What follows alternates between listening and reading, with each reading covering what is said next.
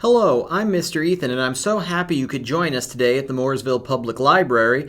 Today's activity is making wacky and zany pasta sculptures.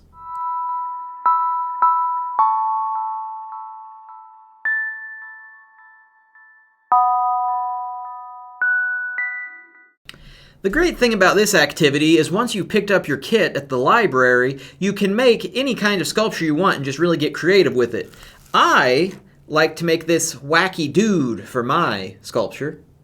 Included in your kit will be 3 different types of pasta, some air drying modeling clay to use as a base, a stick so you can engrave little holes for the pipe cleaners or for your sculpture in the base, some googly eyes you can add on to your sculpture when you're finished, some pipe cleaners to serve as the structure, a glue stick, and 3 different colors of paint. The first thing you're going to want to do is you're going to want to take your clay and just kind of mold it into a little base shape. You can make it whatever shape you want. I chose to make mine into a little cube like a pedestal. And then you'll take your little stick and you'll poke holes in the clay in order to make holding points for your pipe cleaners.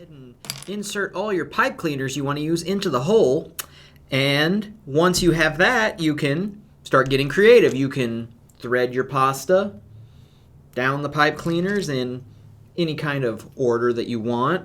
You can even wrap it around to make designs.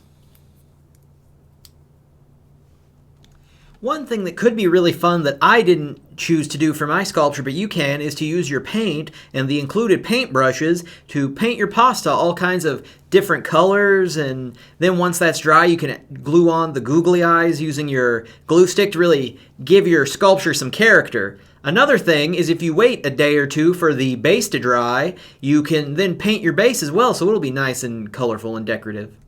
Like I said before, you can make anything you want. You can make sculptures of people, you can make animals, you can just make abstract, whatever you feel like. That's what's really great about this activity. This is a little bit of a short video this week since this activity is more about individual creativity than following any sort of set pattern, but I would like to talk about a few books we have at the library that I think go along quite nicely with this program.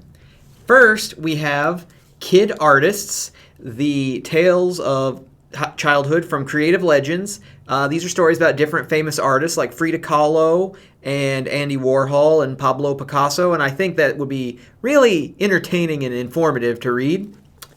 Another book, if you want to go more for the cooking angle with pasta, although not the pasta provided here. This pasta is not very good to use for cooking.